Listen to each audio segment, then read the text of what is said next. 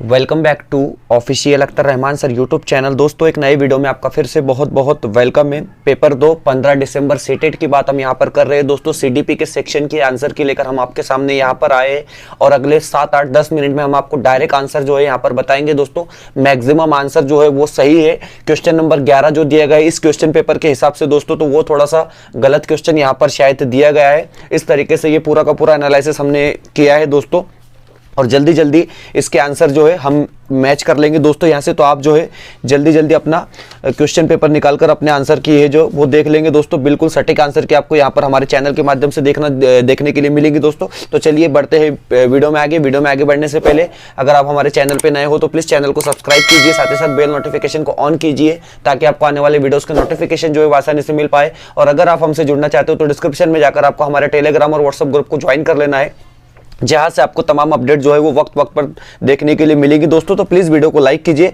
बढ़ते हैं पहले प्रश्न की तरफ। हिंदी वाला सेक्शन है, हिंदी में हम क्वेश्चन के आंसर यहां पर देखेंगे दोस्तों। तो देखिए पहला प्रश्न जो पूछा गया है, अभिकथन है, एक माध्यमिक विद्यालय की शिक्षिका अपनी कक्षा के छात्रों को बेहतर ढंग से समझाने के लिए उनके माता पिता के साथ नियमित संपर्क में रहती है। और दूसरा दिया गया है कि समुदाय को यह निर्देशित करना चाहिए कि बच्चों को कैसे और क्या सीखना चाहिए। तो देखिए दोस्तों इसका जो जवाब है वो होगा ऑप्शन नंबर 3। ऑप्शन नंबर 3 क्या होगा? इसका राइट आंसर होगा दोस्तों ए और आर दोनों सही है, लेकिन सही व्याख्या नहीं है। इस तरीके से इसका आंसर यहां पर रहेगा। हम बढ़ते हैं अगले प्रश्न की तरफ, प्रश्न क्रमांक 2। देखिए दोस्तों क्वेश्चन नंबर 2 आपको यहां पर पूछा गया है कि शिक्षार्थियों के समस्या समाधान कौशल उन्नत करने के लिए शिक्षक को प्रोत्साहित करना चाहिए और शिक्षक को बीच डैश डैश चिंतन को बढ़ावा देना चाहिए। तो देखिए दोस्तों ऑप्शन नंबर 1 की अगर आप बात करोगे मौखिक सदृशात्मकता, तो क्या होगा हमारा यहाँ पर वो राइट आंसर रहेगा। ऑप्शन नंबर 1 की अगर आप बात करोगे तो बिल्कुल सही आंसर हमारा यहाँ पर वो रहेगा। क्वेश्चन नंबर 3 हम देखेंगे दोस्तों। क्वेश्चन नंबर 3 पूछा गया है कि अन्वेषण अधिगम में छात्र, इस प्रकार का प्रश्न यहाँ पर आपको पूछा गया है। और देखिए अन्वेषण अधिगम में छात्र क्या होता है? तो देखिए दोस्तों विचारों की खोज हेरफेर के माध्यम से स्वयं के लिए जानकारी प्राप्त करते हैं। मतलब ऑप्शन नंबर 2 की अगर आप बात करोगे तो ऑप्शन नंबर 2 क्या होगा हमारा यहाँ पर राइट आंसर रहेगा दोस्तों।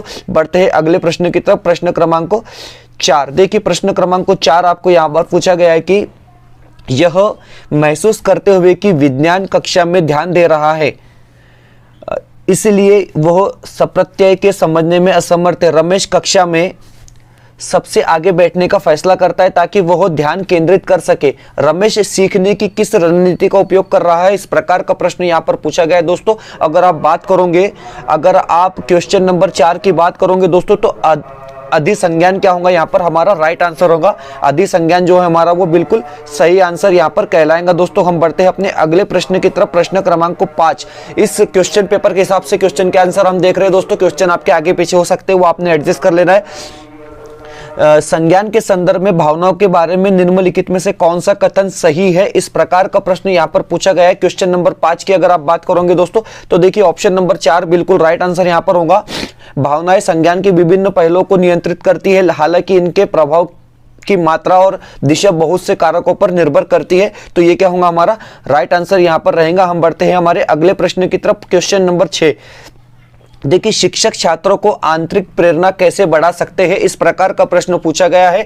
और अगर आप बात करोगे सीखने का आनंद पैदा करके, तो क्या होगा ऑप्शन क्रमांक 1 की अगर आप बात करोगे तो बिल्कुल राइट आंसर रहेगा दोस्तों।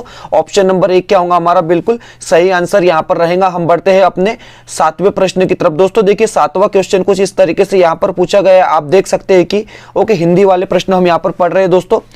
निम्नलिखित में से कौन सा कथन आंतरिक और बाह्य अभिप्रेरणा के बीच संबंध का सही वर्णन करता है? इस प्रकार का प्रश्न यहाँ पर पूछा गया है। क्वेश्चन नंबर अगर 7 आप देखोगे और सही आंसर अगर इसका आप देखोगे तो ऑप्शन नंबर 1 होगा दोस्तों। आंतरिक और बाह्य अभिप्रेरणा एक दूसरे के साथ जटिल तरीके से अंतरक्रिया कर सकती है, जिसमें एक प्रकार की अभिप्रेरणा दूसरे को प्रभावित करती है। तो क्या होगा ऑप्शन क्रमांक 1 की अगर आप बात करोगे तो बिल्कुल राइट आंसर यहाँ पर रहेगा। चलिए बढ़ते हैं अगले प्रश्न की तरफ, प्रश्न क्रमांक 8। देखिए प्रश्न क्रमांक 8 यहां पर पूछा गया है। ओके, क्वेश्चन नंबर 8 अगर आप यहां पर देखोगे तो आपसे पूछा जा रहा है कि उन बच्चों के अकादमिक प्रदर्शन और बौद्धिक क्षमताओं के धीरे धीरे सुधारा जाता है जो वंचित परिवेश में छोड़कर समृद्ध भाषा में प्रवेश करते हैं। उपयुक्त तर्क मुख्य रूप से किस विकास निम्नलिखित में से किस बहस की ओर इशारा करता है? इस प्रकार का प्रश्न है क्वेश्चन नंबर 8 की अगर आप बात करोगे, और इसका जो जवाब होगा आनुवांशिकता बनाम पर्यावरण, मतलब ऑप्शन नंबर 1 की अगर आप बात करोगे तो क्या होगा हमारा, वो राइट आंसर यहां पर रहेगा। चलिए क्वेश्चन नंबर 9 की तरफ बढ़ते हैं। देखिए क्वेश्चन नंबर 9 यहां पर इस प्रकार पूछा गया है, आप देख सकते हैं क्वेश्चन की, जब हम अपने बचपन को एक ही श्रेणी के रूप में देखते हैं तो हम जेंडर, जातीयता, सामाजिक वर्ग के संबंधों में बच्चों को बीच सामाजिक और सांस्कृतिक अंतर को देखते हैं। बचपन एक सामाजिक संकल्पना है, इस प्रकार से यहां पर प्रश्न पूछा गया है दोस्तों। और अगर आप देखोगे कि यहां पर क्या हो रहा है, यहां पर ऑप्शन नंबर 2 आप देखोगे ए और आर दोनों सही है और सही व्याख्या हो रही है, तो बिल्कुल ऑप्शन नंबर 2 क्या होगा हमारा यहां पर, वो राइट आंसर रहेगा। बढ़ते हैं 10वें प्रश्न की तरफ, क्वेश्चन नंबर 10 यहां पर पूछा गया कि निम्नलिखित में से कौन सा कारक जीन पियाजे द्वारा प्रस्तावित संज्ञान में परिवर्तन करने वाले कारकों में से नहीं है? तो देखिए दोस्तों, सांस्कृतिक उपकरण जो है इसमें से नहीं है। ऑप्शन नंबर 4 की अगर आप बात करोगे तो बिल्कुल राइट आंसर होगा। दोस्तों वीडियो बेहतर लगती है तो प्लीज वीडियो को लाइक कर लेंगे, चैनल पे नए हो दोस्तों तो प्लीज चैनल को सब्सक्राइब कर लेंगे। बढ़ते हैं अगले क्वेश्चन की तरफ, क्वेश्चन नंबर 11। देखिए क्वेश्चन नंबर 11 की अगर आप बात करोगे तो क्वेश्चन नंबर 11 यहां पर पूछा गया है कि जीन पियाजे ने माना कि सीखने की प्रक्रिया पूरी तरह से आनुवंशिकता पर निर्भर है। ओके, विकास, आनुवंशिकता और पर्यावरण के बीच पारस्परिक क्रिया परिणाम, इस प्रकार का प्रश्न है दोस्तों। तो देखिए यहां पर जो है यहां पर ये क्वेश्चन जो है दोस्तों वो गलत दिया है। इस तरीके से यहां पर एनालिसिस करने के बाद पता चल रहा है कि ये जो क्वेश्चन है वो गलत यहां पर दिया है दोस्तों। और अगर आपने ये क्वेश्चन किए तो आपको इसका नंबर मिल जाएगा। क्वेश्चन नंबर 11 की अगर आप बात करोगे तो क्वेश्चन नंबर 11 जो है वो गलत तरीके से यहां पर पूछा गया है। हम प्रश्न क्रमांक 12 की तरफ बढ़ते हैं। जीन पियाजे के अनुसार जब बच्चे अपने मौजूदा संज्ञानात्मक संरचनाओं के अनुसार नए अनुभव को नहीं समझ पाते तो वे अनुभव करते हैं और डैश डैश का सहारा लेते हैं। क्वेश्चन नंबर 12 की आप बात करोगे तो असंतुलन, अनुकूलन हमारा क्या होगा यहाँ पर राइट आंसर होगा। ऑप्शन नंबर 2 की अगर आप बात करोगे, ऑप्शन नंबर 2 की अगर आप बात करोगे तो बिल्कुल सही आंसर दोस्तों यहाँ पर रहेगा। चलिए बढ़ते हैं अगले प्रश्न की तरफ, प्रश्न क्रमांक 13। देखिए क्वेश्चन नंबर 13 यहाँ पर पूछा गया है दोस्तों कि जहां पियाजे बच्चों को डैश डैश देखते हैं वही वाइगोस्की बच्चों को डैश डैश देखते हैं। इस प्रकार का प्रश्न यहाँ पर पूछा गया है। क्वेश्चन नंबर 13 की हम बात करेंगे तो इसका जवाब होगा दोस्तों ऑप्शन नंबर 3। ऑप्शन नंबर 3 इसका राइट आंसर होगा। विचारों के सक्रिय हेरफेरकर्ता के रूप में, सामाजिक संदर्भ में सक्रियकर्ता के रूप में। ठीक है, इस प्रकार हमारा क्या होगा यहाँ पर राइट आंसर रहेगा दोस्तों। बढ़ते हैं हम अपने अगले प्रश्न की तरफ, प्रश्न क्रमांक 14। देखिए क्वेश्चन नंबर 14 यहाँ पर आपको पूछा गया है कि लॉरेंस कोहलबर्ग के सिद्धांत के नैतिक विकास की अवस्था के निर्धार को आधार क्या है? देखिए दोस्तों नैतिक विकास की बात हो रही है, उसके आधार की बात यहाँ पर हो रही है। तो देखिए क्वेश्चन नंबर 14 की अगर आप बात करोगे तो इसका ऑप्शन नंबर 1 हमारा क्या होगा, सही होगा। मतलब बी और सी दोनों सही है, इस प्रकार इसका जवाब रहेगा दोस्तों। बढ़ते हैं अगले क्वेश्चन की तरफ, क्वेश्चन नंबर 15। देखिए प्रश्न क्रमांक 15 लेव वाइगोस्की के अनुसार संज्ञानात्मक विकास के मायने हैं। इस प्रकार का प्रश्न यहाँ पर पूछा गया, संज्ञानात्मक विकास के क्या मायने हैं किसके अनुसार, लेव वाइगोस्की के अनुसार। तो देखिए क्वेश्चन नंबर 15 की अगर आप बात करोगे तो ऑप्शन नंबर 2 क्या होगा, इसका राइट आंसर होगा मनोवैज्ञानिक उपकरणों के उपयोग में महारत हासिल करना हमारा यहाँ पर राइट आंसर रहेगा दोस्तों। बढ़ते हैं अगले क्वेश्चन की तरफ, क्वेश्चन नंबर 16। देखिए प्रश्न क्रमांक 16 यहां पर पूछा गया कि लेव वाइगोस्की के अनुसार शिक्षार्थियों को समीपस्थ विकास के क्षेत्रों के माध्यम से प्रगति में मदद करने में डैश डैश की आवश्यकता का आवश्यक भूमिका है। इस प्रकार का प्रश्न यहां पर पूछा गया है। और अगर ऑप्शन की बात करोगे आप, अधिक जानकार, अन्य, मतलब अपने से बड़ा जो होता है वो अधिक जानकार होता है दोस्तों, उसकी बात यहां पर हो रही है। समीपस्थ विकास के क्षेत्रों में उनकी बात यहां पर होती है, अपनों से बड़ों से जो है सलाह लिया जाता है, उनसे नॉलेज लिया जाता है दोस्तों। क्वेश्चन नंबर 17 की अगर आप बात करोगे, हार्वर्ड गार्डनर ने प्रस्तावित किया कि बुद्धि, ओके 4 ऑप्शन आपको दिए गए दोस्तों। क्वेश्चन नंबर 17 की अगर आप बात करोगे तो बिल्कुल ऑप्शन नंबर 2 हमारा क्या होगा यहाँ पर सही होगा। अलग अलग प्रकार के विभाजित किया जा सकता है, तो बिल्कुल ऑप्शन नंबर 2 हमारा बिल्कुल परफेक्ट आंसर यहां पर रहेगा दोस्तों। बढ़ते हैं अगले क्वेश्चन की तरफ, क्वेश्चन नंबर 18। देखिए क्वेश्चन नंबर 18 पूछा जा रहा है कि प्रगतिशील शिक्षा क्या है। तो देखिए प्रगतिशील शिक्षा क्या है, इस प्रकार से आपको प्रोग्रेसिव एजुकेशन के बारे में क्वेश्चन यहां पर पूछा गया है। 4 ऑप्शन आपको दिए गए। ऑप्शन नंबर 3 की अगर आप बात करोगे, शिक्षा के प्रति एक दृष्टिकोण जो व्यक्तिगत शिक्षा और छात्र केंद्रित कक्षाओं पर जोर देता है, बिल्कुल राइट आंसर यहां पर रहेगा। बढ़ते हैं अगले क्वेश्चन की तरफ, क्वेश्चन नंबर 19। देखिए क्वेश्चन नंबर 19 अगर आप यहां पर देखोगे तो इस प्रकार आपको पूछा गया है कि माध्यमिक, ओके एक मिनट, माध्यमिक विद्यालय में लड़कियां अक्सर चुप रहती है और कक्षा की चर्चाओं में उनकी और भागीदारी हो सकती है। आनुवांशिक बनावट को देखते हुए लड़कियां माध्यमिक विद्यालय में चुनौती पाठ्यक्रम के समझने और उसका समझने में सक्षम नहीं है। इस प्रकार के यहाँ पर दो ऑप्शन दिए गए दोस्तों। क्वेश्चन नंबर 19 की अगर आप बात करोगे तो देखिए क्वेश्चन नंबर 19 है। क्वेश्चन नंबर 19 की अगर आप बात करोगे दोस्तों तो देखिए इसका जो सही आंसर रहेगा यहाँ पर वो होगा ऑप्शन नंबर 4। ऑप्शन नंबर 4 क्या होगा यहाँ पर सही होगा दोस्तों। ए सही है लेकिन आर गलत है। बिल्कुल राइट आंसर यहाँ पर हमारा हो जाएगा दोस्तों। चलिए बढ़ते हैं 20वें प्रश्न की तरफ। क्वेश्चन नंबर 20 देखिए क्वेश्चन नंबर 20 पूछा जा रहा है कि मूल्यांकन को प्राकृतिक डैश डैश होनी चाहिए और मूल्यांकन कार्य डैश डैश होना चाहिए। इस प्रकार का प्रश्न पूछा गया है दोस्तों। तो गतिशील प्रामाणिक हमारा क्या होगा राइट आंसर होगा।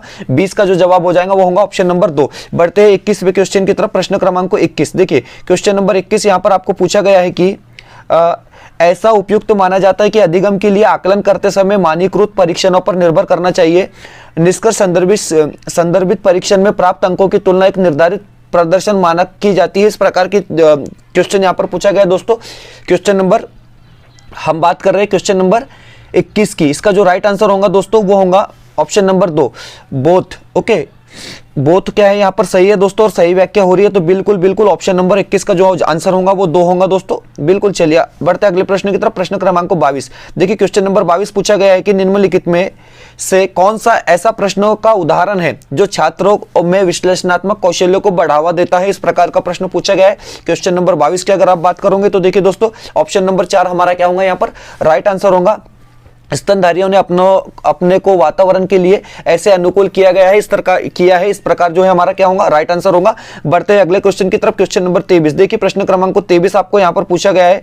ठीक है क्वेश्चन नंबर 23 यहाँ पर आपको पूछा गया। आप देख सकते हैं कि एक समावेशी कक्षा विभेदित निर्देशों का पालन नहीं करती। समावेशन एक नीति है जो एक सीखने के लक्ष्य रणनीति और मूल्यांकन की विधियों को प्रदान करके समान अवसर कर देती है इस कर पर जोर देती है। ओके क्वेश्चन नंबर 23 जवाब होगा दोस्तों 1। ए और आर दोनों क्या है यहाँ पर गलत है। ओके चलिए क्वेश्चन नंबर 24 की तरफ बढ़ते हैं।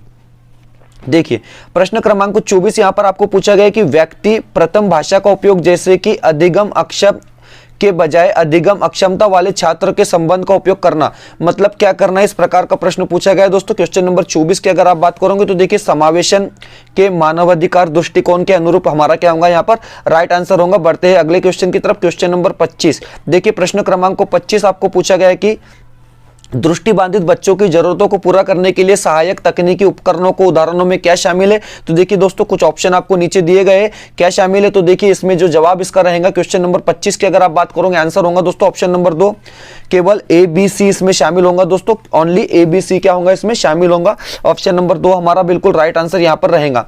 क्वेश्चन नंबर 26 यहाँ पर आप देखेंगे। देखिए स्वाधीनता वाले विद्यार्थियों के समावेशन के समर्थन करने के लिए ऐसा उपयुक्त माना जाता है कि 4 ऑप्शन दिए गए। क्वेश्चन नंबर 26 की अगर आप बात करोगे तो देखिए ठोस शाब्दिक और सुसंगत भाषा का प्रयोग करना चाहिए। बिल्कुल ऑप्शन नंबर 1 क्या होगा यहाँ पर वो राइट आंसर रहेगा दोस्तों। बढ़ते हैं प्रश्न क्रमांक 27 की तरफ। देखिए कक्षा में प्रगतिशील और रचनात्मक बच्चों की जरूरतों को पूरा करने के लिए क्या महत्वपूर्ण है। इस प्रकार का प्रश्न पूछा गया है। क्वेश्चन नंबर 27 की अगर आप बात करोगे तो ऑप्शन नंबर 2 उन्हें सीखने की प्रक्रिया में व्यस्त रखे और उनकी दिलचस्पी बनाए रखे हमारा यहाँ पर राइट आंसर होगा ऑप्शन नंबर 2। बढ़ते अगले क्वेश्चन की तरफ। क्वेश्चन नंबर 28 देखिए क्वेश्चन नंबर 28 यहाँ पर पूछा गया कि कक्षा में छात्रों की असफलताओं से शिक्षकों को किस प्रकार निपटना चाहिए। तो देखिए